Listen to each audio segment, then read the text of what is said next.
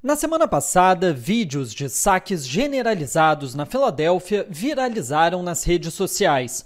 Dezenas de lojas na cidade foram invadidas e roubadas. O que ganhou mais atenção foi o saque da loja da Apple no centro da cidade. As imagens, somadas aos frequentes arrastões que vêm acontecendo na Califórnia e ganhando muito destaque na mídia, geraram uma sensação de violência generalizada.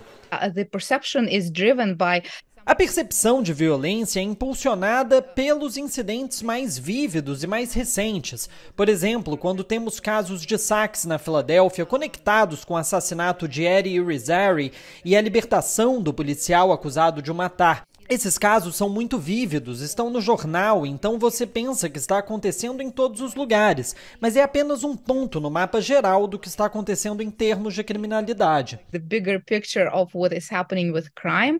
Eddie Irizarry, um jovem porto-riquenho de 27 anos, foi assassinado a tiros por um policial da Filadélfia após ser parado por dirigir na contramão.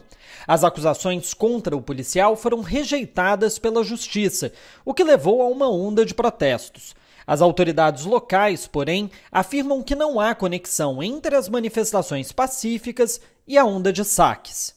Ainda que os índices de criminalidade nos Estados Unidos estejam muito abaixo do que estavam nos anos 90, por exemplo, a pandemia representou uma mudança negativa, principalmente em crimes violentos. Só o número de assassinatos subiu em 30%, de 2019 a 2020.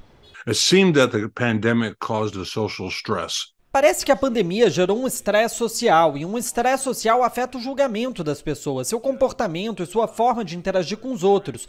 Por exemplo, grande parte da violência nos Estados Unidos está relacionada às gangues, e nós vimos um aumento na violência entre gangues, porque mesmo pequenos conflitos estavam resultando em violência.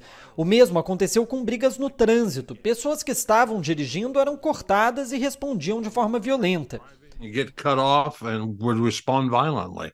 O aumento no número de homicídios parece estar conectado com o aumento na venda de armas no país. Um estudo de Harvard apontou que mais de 7 milhões de americanos compraram uma arma pela primeira vez entre 2019 e 2021.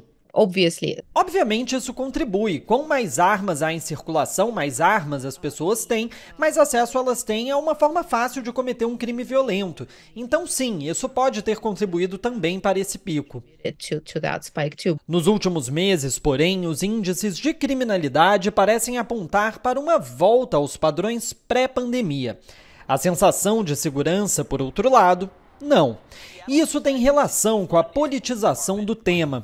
Há um ano da eleição de 2024, republicanos usam e abusam de imagens de violência nas propagandas eleitorais, assim como conectam as ondas de arrastão aos pedidos de tirar financiamento das polícias por parte da base democrata mais progressista. Um slogan conhecido como Defund the Police.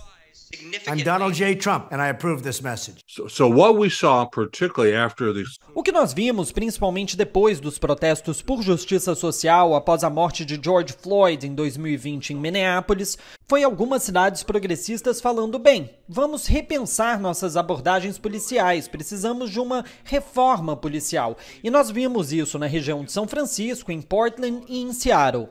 We saw it in Seattle. Na semana passada, a Target, uma das maiores varejistas do país, anunciou o fechamento de lojas em São Francisco, Oakland, Portland e Seattle, assim como uma no Harlem, em Nova York. O problema seria o prejuízo com roubos, que, segundo a rede, pode ser 70% maior do que o previsto em 2023. Joe Biden nunca defendeu a pauta de desfinanciar a polícia. Muito pelo contrário. Nos anos 90, o então senador foi um dos responsáveis pela Crime Bill, a lei do crime em inglês, que injetou muito dinheiro nos departamentos de polícia e, segundo muitos especialistas, levou o país à situação de encarceramento em massa dos dias atuais. Arrows will be slung back and forth. Ataques serão feitos de ambos os lados, entre democratas e republicanos, sobre muitos temas, inclusive o crime. E o Defund the Police é um ótimo alvo. E vão ter pessoas que escutarão esse discurso e votarão com isso em mente, mas eu acho que a maioria dos americanos pensam, eles não querem realmente desfinanciar a polícia. They didn't really mean defund the police. Pedro Paiva, de Nova York, para a TV 247.